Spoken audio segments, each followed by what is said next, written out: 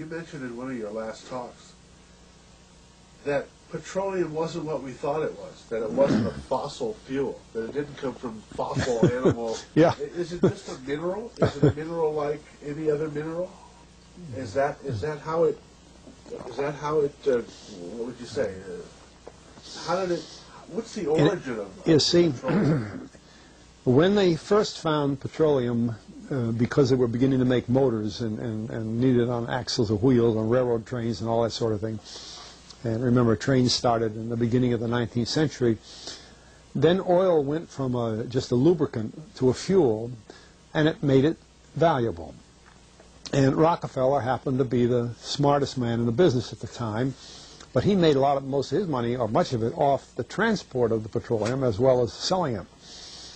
But one thing they realized was, because oil is putting a price on oil is like putting a price on a pail of water. You know, no initial cost. It's in the ground, and in those days they were, some of it, almost what you'd call surface mining the oil. They didn't go down deep.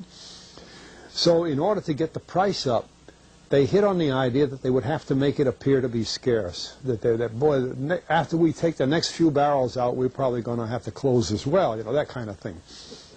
Well, a very fortuitous event. In 1892, there was a convention in Geneva of scientists to determine what organic substances are. Well, the definition of organic is a substance with hydrogen, oxygen, and carbon. And so it's usually a living substance, a tree. You analyze a dead tree, hydrogen, carbon, and oxygen, and grass and so on, living things. Animals, we are hydrogen, oxygen, and carbon. So at this Geneva Convention, Rockefeller took advantage of sending some scientists over who said, oil, petroleum, is hydrogen, oxygen, and carbon. Therefore, it must be derived from the spoiling, the rotting of formerly living matter. And playing the game properly, when this scientific convention was over, they defined oil as the residue from formerly living matter. Well, that makes it a fossil fuel. I don't know why they decided to use the word fossil, but it says formerly living matter, it's fossil. Well, of course, today, and another thing we should know is that there has never been a fossil, a real fossil, found below 16,000 feet. And you can't argue at 16,000 as a level line, because someplace the ground sinks and so on. But 16 is what the scientists say, 16,000. We mine oil, or we drill for oil, at 30,000, 33,000, 28,000 every day of the week. So right there we rule it out that it isn't fossil fuel. It's called fossil fuel for the minds of the public to feel that it is an asset that is running out, being depleted. We talk about depletion allowance, which is a lot of, you know. And actually, if you know the world's oil supply, you know that it is not going to run out for an awfully long time. It is the second most prevalent liquid on Earth. And we haven't begun to...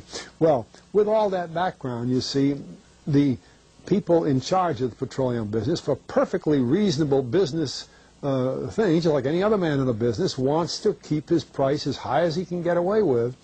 And the way to do is just say, well, there's no more. The last barrel is going to cost $1,000, and then it's all done. And they preach that stuff. What bothers me is that in geology books, it's in there. The geologists say it's a fossil fuel.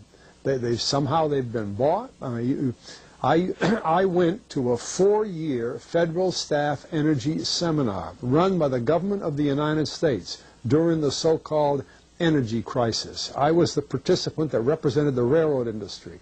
The airline industry was there. Every AA, administrative assistant of senators and congressmen, was there. The CIA was there, the Defense Department was there, the State Department was there. Sometimes sitting right in front of me in the row would be Henry Kissinger with his friend, the head of Department of Defense, That's too bad. I can't put the names with them. But anyway, people like that, top men in the government, sitting there listening to the Federal Staff Energy Seminar.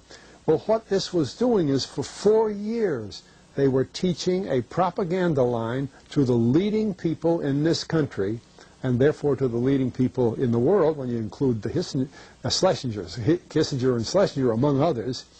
And the object of it was, as Kissinger used in his own terms when it was time for him to speak, to create a world price for oil. In other words, not 30 cents a gallon here and 90 cents a gallon there, but let's get a world price. That's their goal, and they're trying to do that for wheat and everything else. We don't realize what the controls are, whether it's oil or some of these other things. Almost everything today is being categorized at the highest price they can possibly make it go. And so calling petroleum a fossil fuel is the basis for this system with respect to petroleum. And I don't know if the name Arthur Kantrowitz rings any bell. Arthur Kantrowitz is the head of the Kantrowitz Labs set up by the AVCO company near Boston, Scientific Laboratories. And a great man in the scientific world.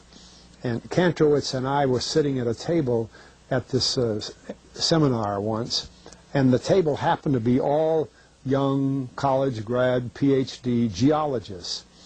And so just to get a conversation started, I turned to Kantrowitz and I said, Arthur, what do you think about this foolishness of these speakers talking about fossil fuel? And it was kind of put up. He started laughing. He said, you know, that gets me. He says, I don't have a geology degree, but he had 1,000 other degrees. And he said, I don't understand. He said, you'd think that these heads, these other fellows at the table, we did it on purpose, start listening, you know. And he asked, he said, are you gentlemen? He says, you're here at the meeting. Are you gentlemen by any chance geologists? And one fellow, yes, I am. And the other, yeah. He said, well, why don't you tell me? He said, why is oil, you know, and he went on like that. We brought the house down because nobody could argue with Kantrowitz. He like Einstein. People aren't going to, and he told them right there, he said, just drop it. But it's in all the books and in all the papers. But it started from that strange meeting in 1892, a scientific convention.